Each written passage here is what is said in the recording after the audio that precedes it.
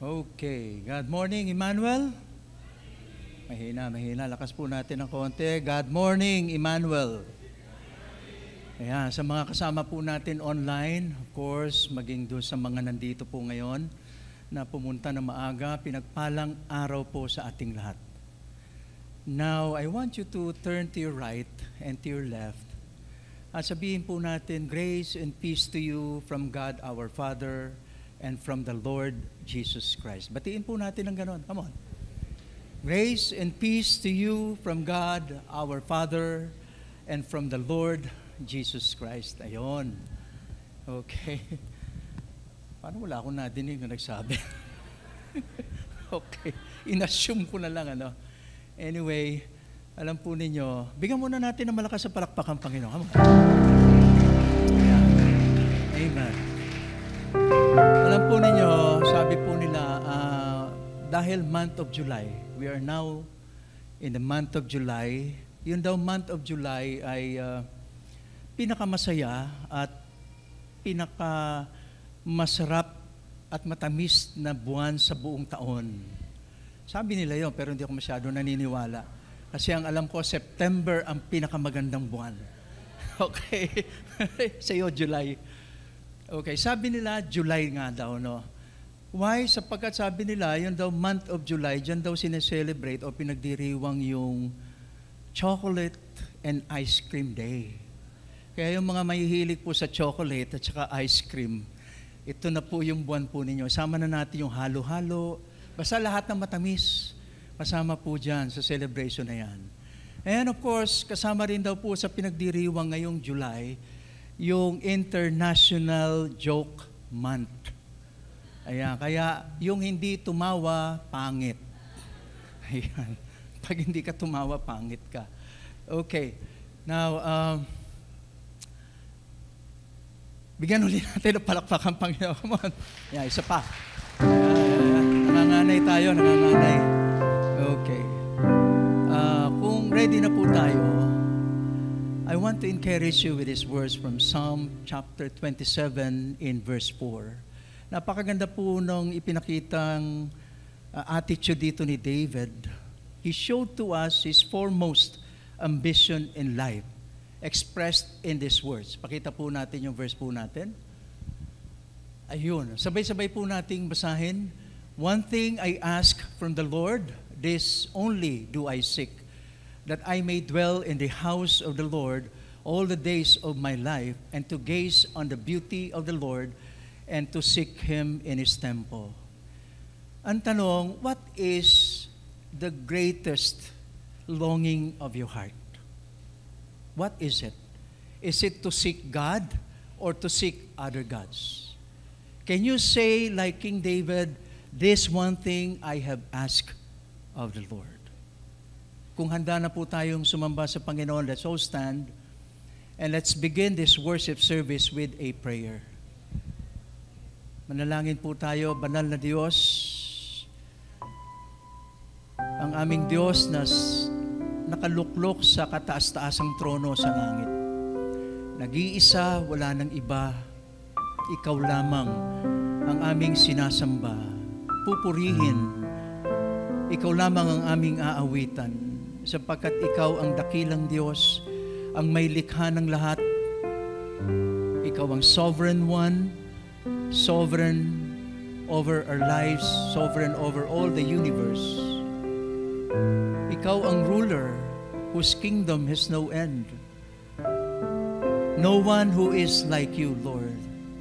We worship you in spirit and in truth. We love you from the bottom of our hearts. We bless your name. We honor you, our King of kings and Lord of lords, Maker of heaven and earth, the glorious one, full of love and mercy and compassion and forgiveness. You are so patient with all of us. Thank you for loving us so much that you gave your only Son, that you gave Jesus to us, your one and only Son. Father, in your holy presence, we bow and humble ourselves to you, recognizing, Lord, that we have sinned in many ways. We have offended you. We have transgressed your law. And together, Lord, sama-sama po kami, sabay-sabay, bilang isang body of Christ, nagpapakumbaba sa iyo, Lord, confessing and acknowledging our sins. Lord, wash us clean with the blood of Jesus. Make us clean before your sight, not because of our own righteousness, but because of the righteousness of Jesus. Father, thank you for the blood of Jesus. Thank you, Jesus, for your sacrifice on the cross. Thank you for the forgiveness of our sins. And we lift now unto you, Lord. We lift now unto you our birthday celebrants. Lord, asking for your special blessing be upon them. Your grace will abound in their lives. That you will continue, Lord, to use them to bring the message of the gospel to many people. Pour out your spirit of love in their hearts. Provide for all their needs. Bless them with good health and strength. And most especially, Lord, with that special ability and empowerment to share your word to many people. Father, thank you for all of them.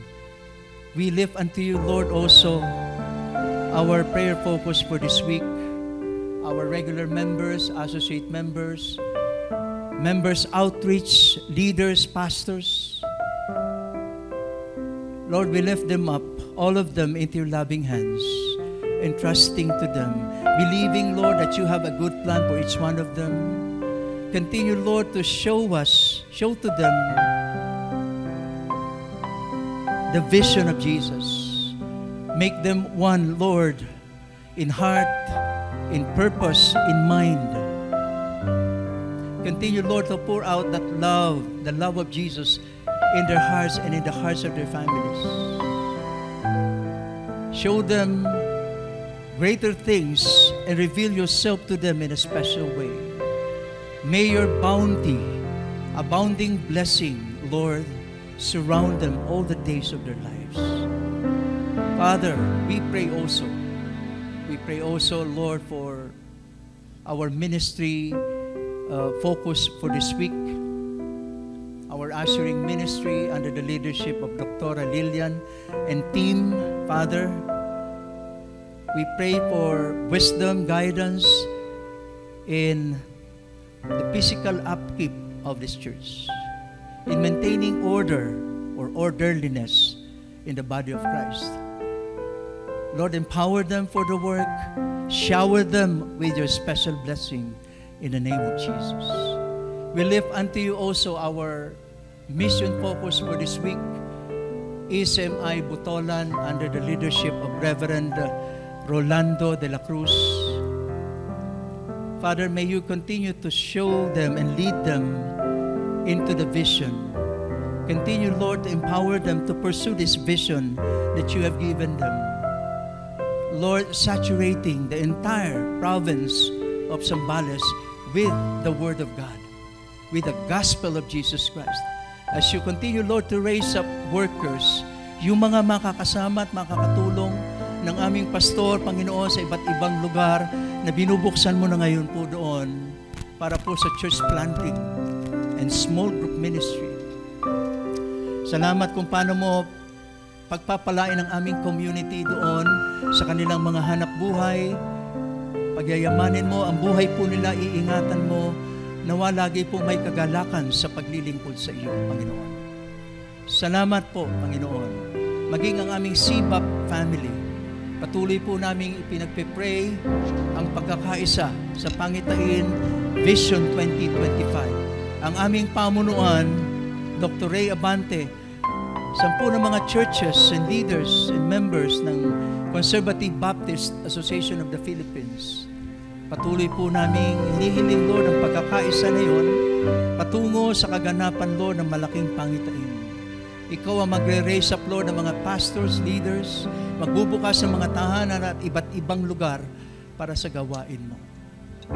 Dalangin din po namin, Lord, ang Bless Our Cups Ministry, ang aming mga life coaches.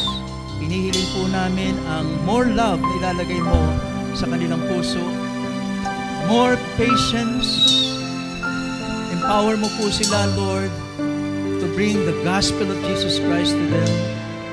Mag-raise up ka, Lord, ng mga disciples and leaders mula po sa aming mga kapulisan. At sa darating pong Wednesday and the coming Wednesdays of July, dalangin po namin na maging makapangyarihan, Lord, ito pong Bless Our Cups spiritual leadership na gaganapin, Panginoon. Na ma-empower po ang mga speakers, mahanda ang puso ng mga dadalo ng mga kapulisan para sa gawain nito. Dalangin din po namin, Lord, ang aming mahal na bansa. Hinihiling po namin na patuloy mo po kaming ipagtanggol, Panginoon, laban sa China. Patuloy ka po pumilo sa aming Pangulo upang bigyan siya ng karunungan sa mga bagay na dapat gawin upang hanapan ang peaceful means upang maisaayos po ang sigalot na ito. Samantala, dalangin namin si Xi Jinping at ang kanyang pamahalaan at ang kabuuan ng China, claiming them, Lord, as your purchased possession, purchased nation. Bubuksan mo ang kanilang mga puso sa Panginoong Yesus. Aalisin mo ang piring ng kanilang mga mata, Panginoon. At sila rin ay ililigtas mo sapagkat ang bansang ito'y mahal mo rin, Panginoon. Salamat po kung paano mo rin pagpapalain, Lord, ang mga may karamdaman sa aming kalagitnaan. Nais namin banggitin ang mga pangalan po nila: Cora Cabaron, Carol Villegas, Alma Velasquez, 10 ng iba pang mga kapatid na hindi po namin nabanggit. Hinihiling po namin ang iyong paghipo sa kanilang mga kalagayan, Panginoon. Maaring ang sinabi ng doktor ay wala ng pag-asa, ngunit hindi last say ang mga doctors. Ikaw ang last say, Panginoon, sa kanilang mga buhay, Panginoon. Tuloy naming inihiling ang pagkilos ng iyong kamay at pagbibigay ng kagalingan po sa kanila. Kaya hindi naman, Lord, aming kine-claim ngayon ang aming lahat ng panalangin kasama ng mga guest na naririto, ang pagpapala mo po sa buhay nila at nawa ang araw na ito, masumpungan po nila si Jesus sa kanilang buhay. We claim all these prayers, we give praise unto you sa mga kasagutang ibibigay mo, Panginoon. Nawa ikaw lamang ang siyang maluwalhati sa lahat po ng ito. Pinupuri ka namin, pinasasalamatan. Ito po ang dalangin ng iyong mga anak na tunay na nagmamahal. Ito ang aming dalangin sa matamis na pangalan ng Panginoong Yesus. Lahat po tayo magsabi ng Amen. Natili po tayo na kayo at ating pong itaas ang lahat ng papuri at pasasalamat sa Panginoon.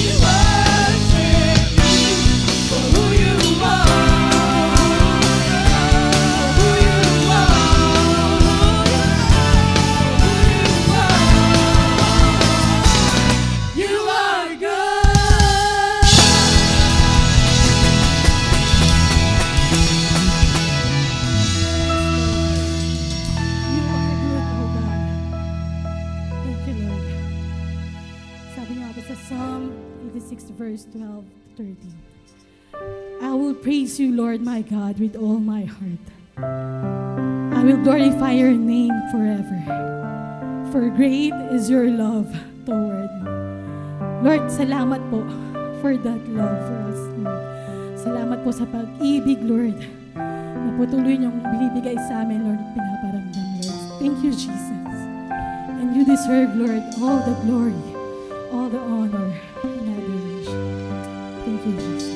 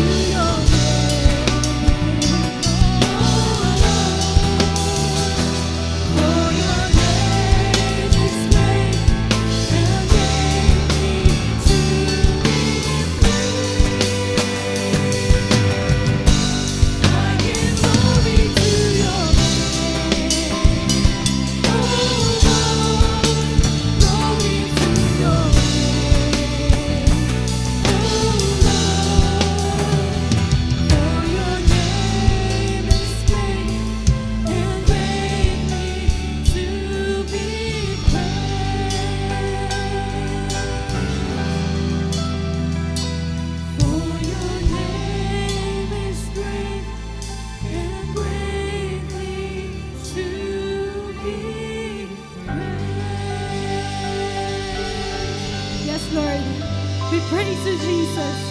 We honor you, Lord. We bless your name, Father God. Hallelujah, Jesus. Hallelujah, Lord. Come on, church. Let's big our clap. Big clap. Praise the Lord.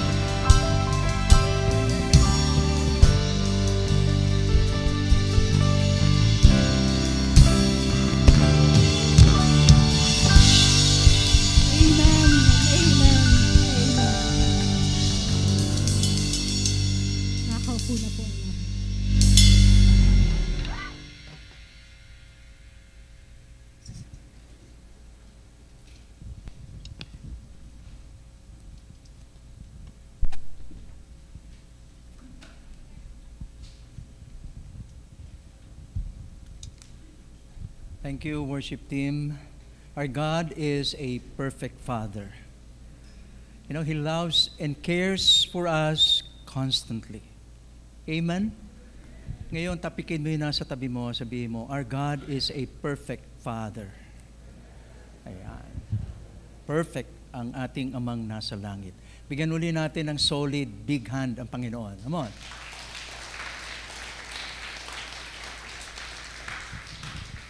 Hindi pa po tapos ang celebration ng Father's Day, extended po siya.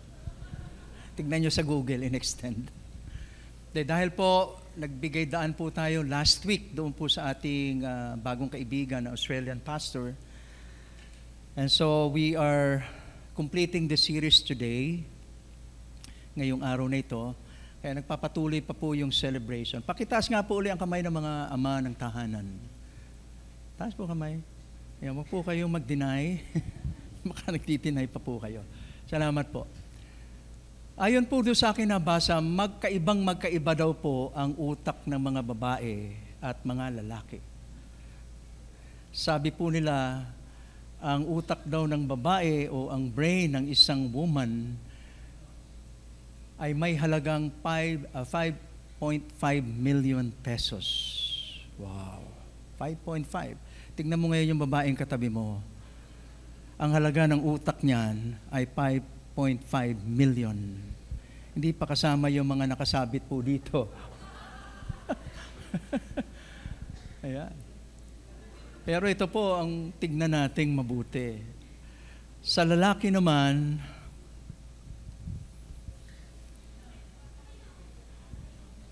ayun. Ang ganda ng babaeng yun, kahit na silhouette lang, no? Okay. Ang halaga daw ng brain ng isang lalaki ay humahalaga ng ching. Ayun. 11 million ang halaga. Ang tanong po ng marami, bakit pastor ganun ang laki ng difference po nila? Ang woman's brain versus man's brain. Simple lang po ang sagot po nila. Sapagkat ang woman's brain daw is lower because they've been used, gamit na. Overuse. Samantalang ang mga lalaki daw ay slightly used. Sabi natin kanina, ang hindi tumawa, pangit. Joke lang yun, joke lang. Joke month ngayon, International Joke Month. Okay. Minsan isang Father's Day, yung pong tatay, ginather niya yung buong family niya, mula sa panganay na anak hanggang sa bunso, kasama na asawa niya, pati yung mga household helps po nila, kasama po. At with conviction, siya po'y tumayo doon sa kalagitnaan po nila at sinabi po niya sa kanila, ako ang tatay dito, wala nang iba. Ako ang tatay dito, ako ang dapat na masunod. Ang batas ko ang dapat masunod sa tahanang ito. Pinagtitignan niyang maigi yung membro ng pamilya niya.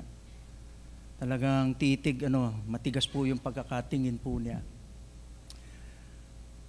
At ang sabi niya, ito ang batas ko. Sundin niyo.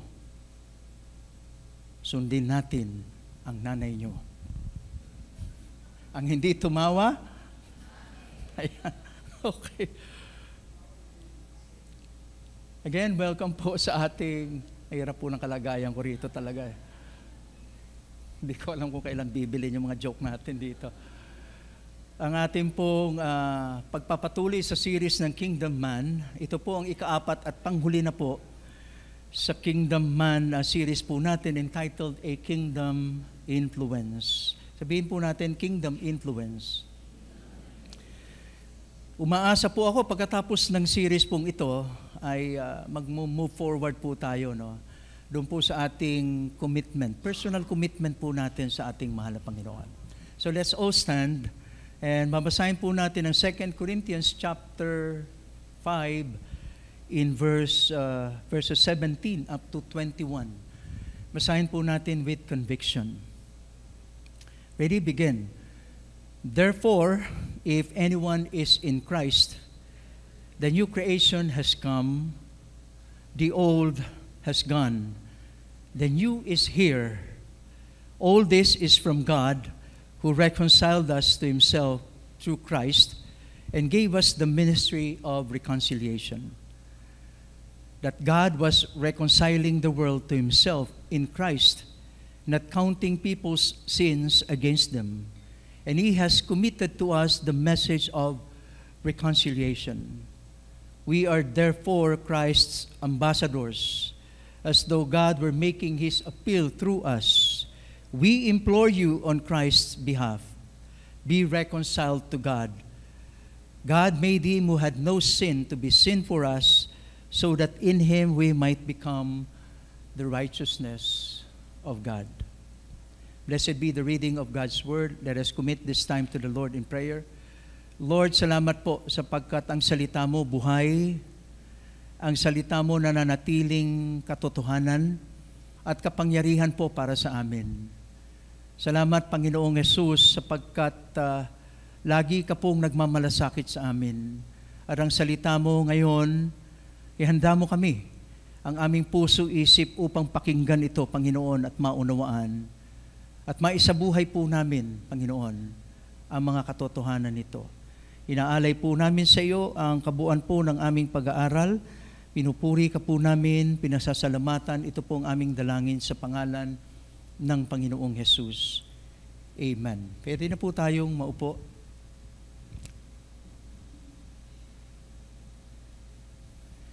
Ang pagtawag po ng Panginoon sa isang kingdom man. By the way, tulad po nung nakaraan sinabi po natin, binibigyan lang natin ng diin yung mga kalalakihan, ngunit ang mensahe po ay para sa lahat. Epektibo po yung salita ng Panginoon para sa lahat. And so, ang isang kingdom man, ang inaasahan sa kanya, ay ang pagtawag sa naiibang buhay, to live a different kind of life. But more than living a different kind of life, ang pagtawag po sa isang kingdom man is to make a difference. Hindi lamang to be different, but to make a difference. And the responsibility to us, tayo na mga tinawag ng Panginoon, is to take the influence beyond the scope of our homes. Mga kalalakihan, pakinggan po natin. Sa Bisaya, palabaw pa sa atong mga balay. Lagpas pa doon. Sa hantungan ng bahay po natin, hanggang sa community, hanggang doon sa ibang bansa, sa bansa natin at sa ibang bansa. In other words, malaki po yung responsibility na inilagay ng Lord o inatas sa atin bilang kingdom men. And kingdom men go public. Hindi lang siya private person, ngunit public po siya. Kingdom men don't run from responsibility as many men do. Hindi tumatakbo sa responsibility na ibinigay ng Panginoon. Rather, kingdom men are ready to step up. Kung kinakailangan, we step up, ready to do the next step and be leaders in our churches and in our nation. In our church and in our nation. Men, kasama rin ang women. There is no greater challenge that exists today than to make a difference in our homes, churches, nation, in the world. Ito po ang pinakamahirap at very challenging po sa ating lahat. To stand for Christ as kingdom men. There are many challenges outside our homes, outside our church, outside our nation. Napakarami po, iba't iba. Ito yung mga hamon na magpapalamig ng pananampalataya natin. And eventually, kapag tayo po ay nahulog po doon sa bitag na yon, tayo po ay lalakad na ng palihis at hindi na maninindigan bilang tinawag ng Panginoon to be different and to make a difference in the lives of people. You know, there are three things sa itong maiksing bagay lamang po about a kingdom influence, and it begins by being a kingdom ambassador. Ang sabi po ng 2 Corinthians 5, verse 20, we are therefore Christ's ambassadors, as though God were making His appeal through us. We are God's ambassadors. We represent Christ to the world.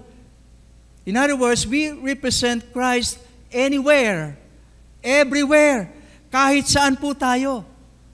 We represent Christ in truth and in action. You know, as Christ's messengers, we bring the gospel of the Lord Jesus Christ to the people bilang mga ambassador ng Panginoon. Now we look in Acts chapter 1 verse 8. Basahin po natin. But you will receive power when the Holy Spirit comes on you, and you will be my witnesses in Jerusalem and in all Judea, in all Samaria, and to the ends of the earth. Jesus said, you will be my witnesses. And so it is being a witness. It is something you are. Ikaw yun ang magpapatotoo. You do not go witness. You know, you are a witness. Sabihin mo sa katabi mo, you are a witness. You are a witness. Your being, ang pagkatao mo. Your character, ang pag-uugali mo. Your lifestyle, paano ka ba namumuhay? Is a witness to the people. How do you live your life? Are you an influence to others? You know, the word witness means a martyr. Ang alam po natin sa martyr, yung namamatay.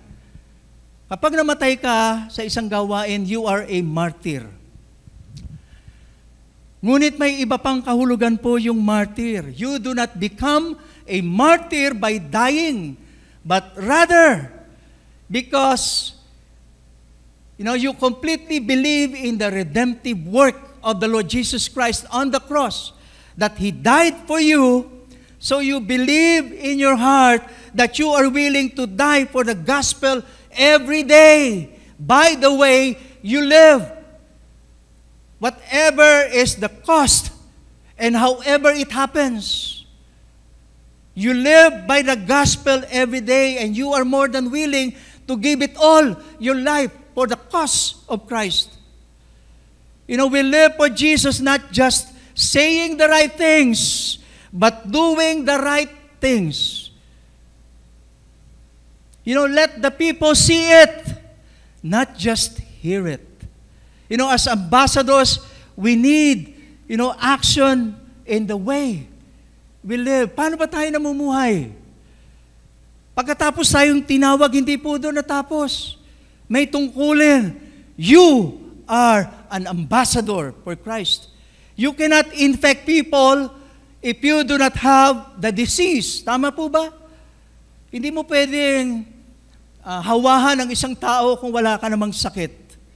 You do not spread measles if you do not have measles. You have to be infected with the real disease. You have to be infected with the gospel of Jesus Christ. You are now in the CIA.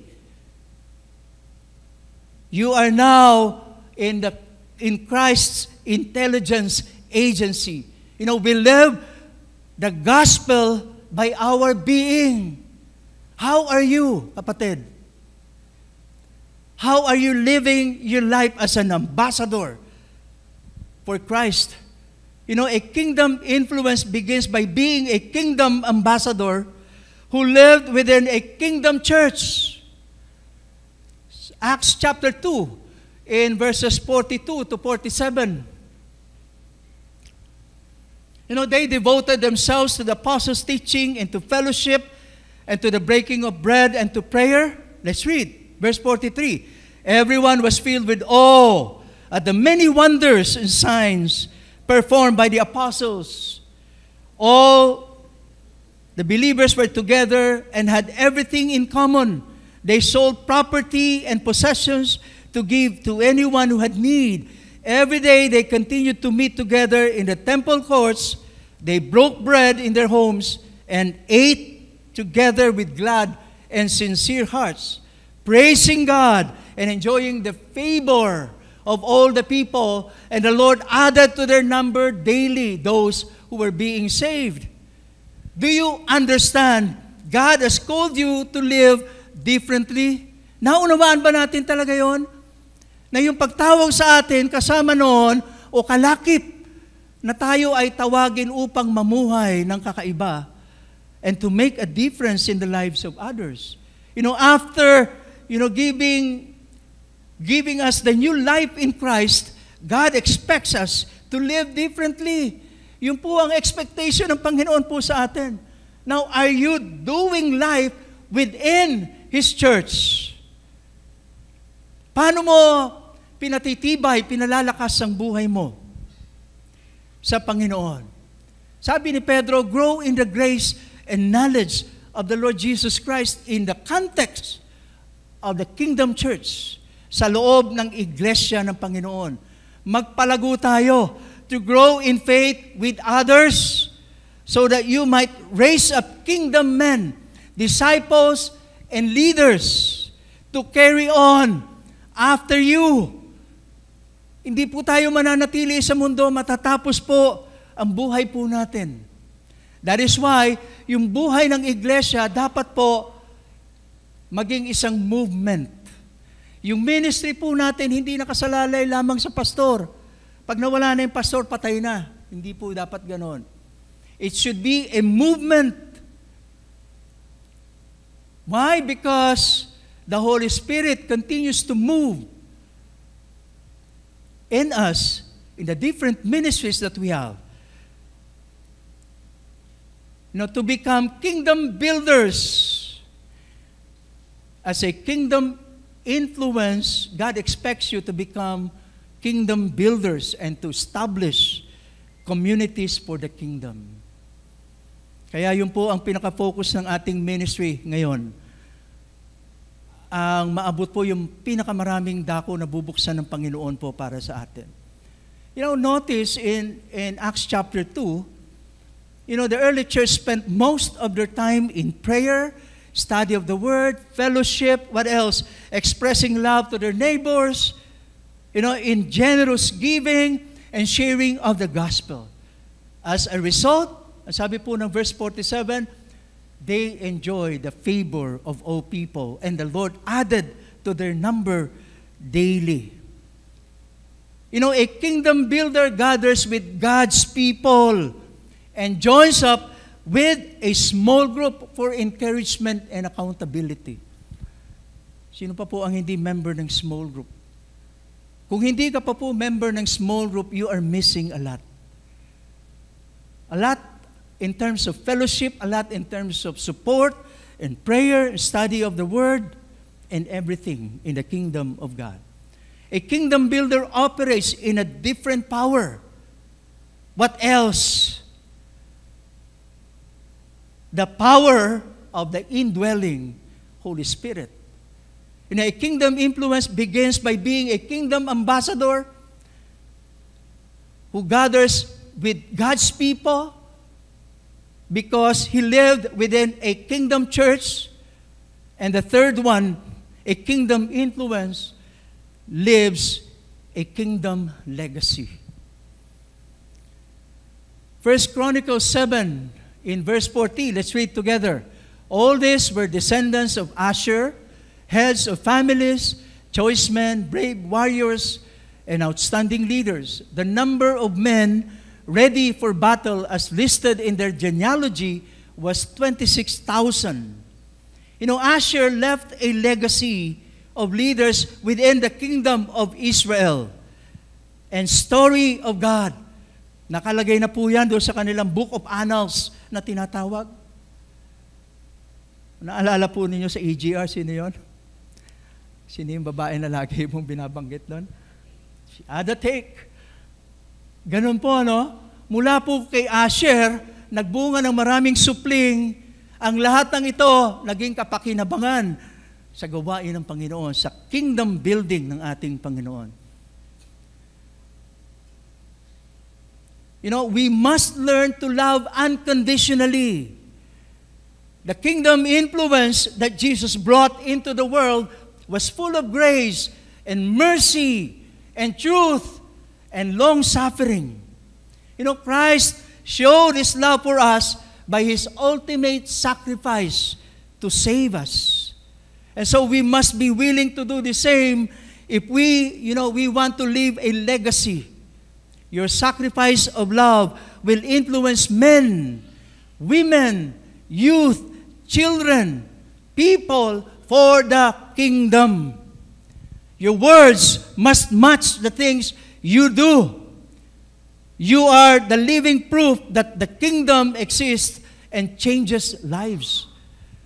Dapat mapatunayan po natin kung paano po tayo namumuhay. Ng buhay natin na bago, na transform. Men, women, people must see the transformation of our lives. Practice what you preach. You know, your walk must be louder than your talk. Dapat nakikita sa buhay po natin. Now the question is, what kind of legacy you are living and building up today in the lives of the next generation? Men, meron ka na bang dinidisciple? Babae, meron ka na bang dinidisciple? Pastor, youth pa naman ako. Kahit na, ikaw ay ambassador, and you must leave a legacy for the next generation. Alam po ninyo, sa bahay po, yung iba po nakapunta na rito, no? Doon po sa sala namin, meron pong 95-inch TV. Meron na po ba kayong ganon? Joke lang. International joke man. Di po, yung TV po namin, maliit lang po siya. Di cabinet, naalala po niyo yun? Di cabinet yung mga TV. One day, binuksan ko po yung TV na yon. Kaya lang, pag bukas po ng screen, magulo, madilim, shaky, hindi malinaw, something is wrong doon po sa TV na yon. So, tanong ko sa sarili ko, ano nangyari dito? Bakit ganon? So, kung ano-ano po yung ginawa ko, tinry ko pong i-press yung mga buttons sa side, sa back. Pero wala pong nangyari. Ngayon naisip ko, Google ko kaya. So, ginoogle ko po yon at sinubukan ko nga. At lumabas po doon sa Google, try resetting your TV. Resetting the TV. So, sabi nung Google, i-reset daw. So, tanong ko, paano i-reset? So, inano ko ulit sa Google. And so, binigay ni Google yung instruction. Sabi ni Google, pindutin mo lang, itapat mo sa TV, huwag mong bibitiwan. Pindutin mong maigi. Tapos, mamamatay siya, pero huwag mo pa rin bibitiwan. Pag siya ay gumana na uli, saka mo siya bitiwan. I-release mo na yung pagkakapindot mo. Pagbukas ng TV screen, umiikot na po. And that means, it was resetting. Pagkatapos mag-reset, ayos na po uli yung TV. You know, brothers and sisters, di ba magandang mag-reset ng button ng buhay natin sa Panginoon? Men, women, anumang estado ng buhay po natin, we have a lot of challenges in this world. And Satan is always waiting to devour us. Yung mga kampo ng kadiliman, lagi pong umaaligid po yan to snatch us from doing, what is right.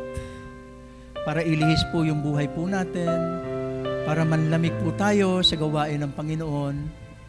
Para Sunday after Sunday, dumaan lang po dito, after that, lumabas po doon yung message. Nothing happens. From day 1 hanggang ngayon, ganun pa rin. How many years are you already in the ministry or in the Lord? The Lord keeps on knocking on the door of your heart. Lalaki, ang hamon ng Panginoon sa iyo ngayon, manindigan ka. I-reset mo yung buhay mo sa Panginoon. Babae, ganun din. Bata, lahat po tayo. Pastor ka, i-reset mo rin ang buhay mo lagi sa Panginoon. Walang ibang susi kundi i-reset natin upang makabalik po tayo sa tamang pagtawag ng Panginoon. Tandaan po natin, we were called to live differently and to make a difference in this world. May kasabihan po sa mga lovers, para maka-move on ka kay ex, dapat may next. Hindi ko po sure kung tama po yun. Whether it's true or not, may malaking implication po yan sa spiritual life po natin. Kung gusto mong maka-move on sa ex-life mo, meaning sa old life mo, kung gusto mo maka-move on sa old life mo, dapat may next. My next life in Christ. Yung new life in Christ, yun ang dapat na maging setting ng buhay mo. Hindi po madali, but God's grace is enough for you and for me. The new generation is a wondrous thing. Sabi po ng 2 Corinthians chapter 5, 17 and following, created only by the power of God and for His glory. 2 Corinthians 5:17, therefore, if anyone is in Christ, he is a new creation. The old has gone, the new has come. God reconciled us to Himself through Jesus Christ. 2 Corinthians 5:18, a sinner reconciled through Jesus Christ, and this is new life in Christ. But we are also given a new position. In 2 Corinthians chapter 5 in verse 20, we are therefore Christ's ambassadors. And as ambassadors representing Christ to the world with corresponding responsibility, again in 2 Corinthians 5:18, God has given us the ministry of reconciliation to become a kingdom influence, to bring as many people to faith in Christ, to bring as many people to faith in Christ as we possibly can. A kingdom influence is bringing positive change to others through the power of the gospel. And the Lord is giving us this question. And He wants you to take it very personal in your heart today. Are you a source of kingdom influence? Or a slave to worldly influence? What is your next step? Ano ang susunod mong hakbang? Let's close our eyes and begin to listen to the voice of the Holy Spirit. Jesus invites you to His kingdom. He calls you by name. John 3:16, for God so loved the world that He gave His one and only Son, that whoever believes in Him shall not perish, but have eternal life. Consider the great love of the Lord and respond. Kung hindi ka pa nakatitiyak sa iyong relasyon sa Panginoon, this is the day that the Lord has made. Today is not an accident that you have heard this message. God waits for you to respond. And the Bible says in Romans 3:23 that we need to acknowledge that we are sinners. For all have sinned and fall short of the glory of God. Romans 6:23, there is hope in sin. All we have to do is to receive the gift that is in Christ. Romans 10:9-10, that if you confess with your mouth Jesus is Lord and believe in your heart that God raised Him from the dead, you will be saved. The Lord calls you. And if you are ready, mangusap ka sa Panginoon, sabihin mo na nagsusuko ka ng buhay at nais mo ipagkatiwala ang iyong buong buhay sa Panginoon, Panginoong Jesus. Sundan mo ko sa maiksing panalangin na ito na tiyak mo sa iyong puso na nais mong gawin. Panginoong Jesus, nagsisisi po ako sa lahat ng aking mga kasalanan. Naunawaan ko na ikaw lamang ang daan ng kaligtasan. Ikaw ay namatay sa krus alang-alang sa akin, sa aking kaligtasan, upang ako ay mapatawad sa lahat ng aking kasalanan at magkaroon ng buhay na walang hanggan. Nais ko pong isuko ang aking buhay sa iyo ngayon. At tanggapin ka sa aking buhay bilang Panginoon at tagapagligtas. Now I want to challenge all the men in this congregation. Please stand.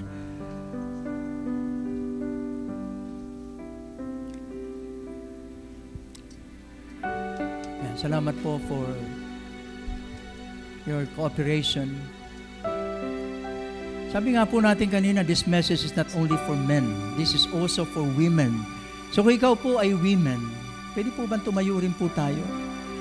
And the Lord is instructing me, guiding me to, commission you with a prayer.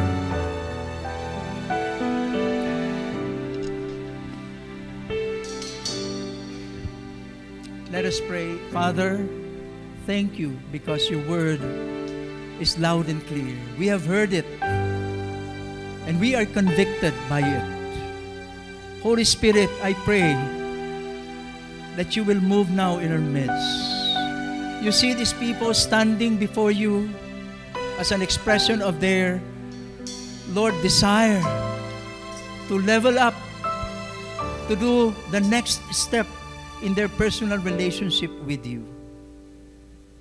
And so I lay my hands on them, that you will touch them one by one and anoint them with the power of the Holy Ghost, sending them, Lord, into their homes, sending them, Lord, into their communities, sending them, Lord, in their church or churches, sending them in our nation and into the world to bring the gospel of the Lord, to take a stand for Jesus, to be a kingdom influence in the lives of the needy people. God help them to use their influence on behalf of those who have not known you, Lord. The needy, the poor, the rich, the fatherless, the oppressed, their office mates, their co-workers, to the lost people, to the 1040 window, to the Asia and the Pacific region. Make them a person of influence and make our church a place of influence. We give to you all the glory, Lord, all the thanks. May your name alone be given all the glory and the honor. This is our fervent prayer, only in the mighty name of Jesus Christ. And all the people of God say, Amen and Amen. God bless you. You may all be seated for a while. Today we celebrate the Lord's Supper once a month. And the celebration of the Lord's Supper is about Jesus. When the Lord said, "It is my body and blood, do this in remembrance of me." So it's about the sacrifice and person of the Lord Jesus Christ. And so the Lord's Supper is a symbolic act with a profound meaning. Number one, the Lord's Supper is a declaration of Christ's death to the world. So every time we partake of the Lord's Supper, we tell the people all over the world that Christ died for us. It is our visible way of proclaiming the gospel of Christ. that He died on the cross for the forgiveness of our sins, that we are the followers of Christ, we are the church, the redeemed, and we share in the benefits of His death on the cross. We are the family of God. Secondly, the Lord's Supper is a declaration of Christ's return to the world, as He promised that He is coming back to take us to be with Him forever and to enjoy the fulfillment of the life He promised. And third, the Lord's Supper is a declaration of trust and confidence in the Lord. So every time we partake of the Lord's Supper, we are declaring our faith and confidence in the saving work of the Lord Jesus Christ on the cross. We are forever grateful for what He has done. And we tell people that He alone, Jesus alone, is the Savior and Redeemer of this world. And so we can make this celebration more meaningful by a conscious participation. That is, by examining ourselves before the Lord and confess our sins to Him. And let the Spirit of God convict us of any sin we have committed. Shall we bow our heads and commit this time to the Lord in confession? Individually, let us ask for the Lord's forgiveness.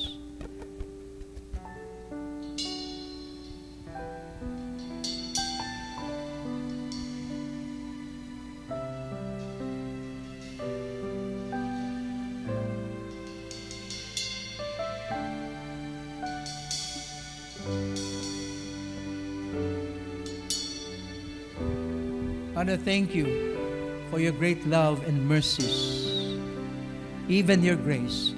Thank you that you gave your life on the cross for the forgiveness of our sins. And we are forever grateful. And as a response to your great love, we commit ourselves to tell about you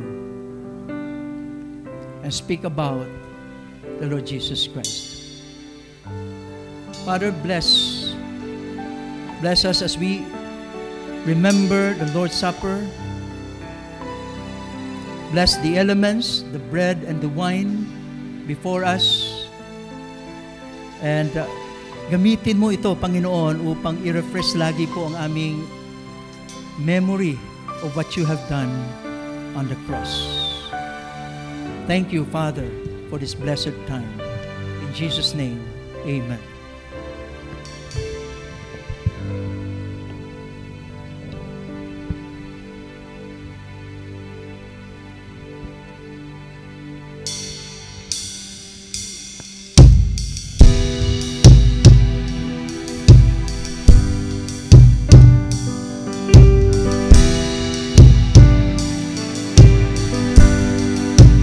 Thank you for the gospel.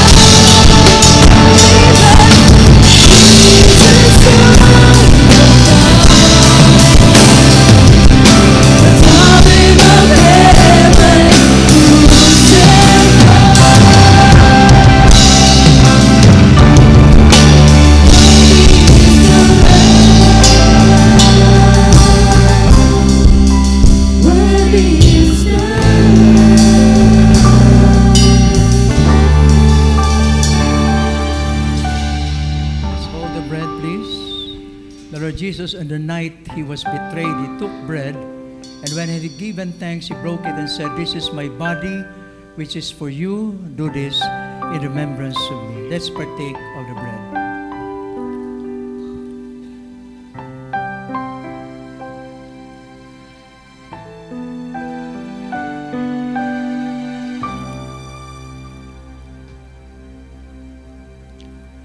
Let's hold the cup. In the same way, after supper, he took the cup, saying, "This is the cup of the new covenant in my blood. Do this whenever you drink it in remembrance of me." Let's partake of the cup.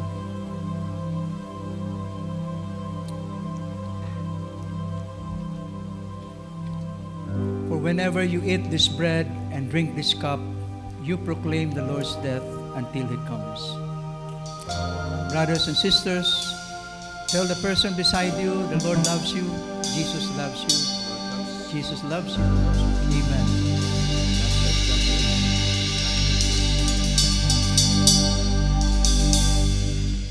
And it's offering time. Yun. Ayun. Let's prepare our hearts as we give back to our God. Let's worship Him through our tithes and offering. Tayo po'y manalangin. Yes, Lord, thank you, Father God. Thank you, Lord, for your love, for your goodness, for your faithfulness, Lord God. Salamat po, Panginoon. Lord, tinataas po namin sa inyo, Lord God, itong aming mga ikapo, Panginoon. Bless this, Lord God, and use this, Lord God, for the furtherance of your kingdom. Salamat po, Panginoon. In Jesus' name, amen. Amen.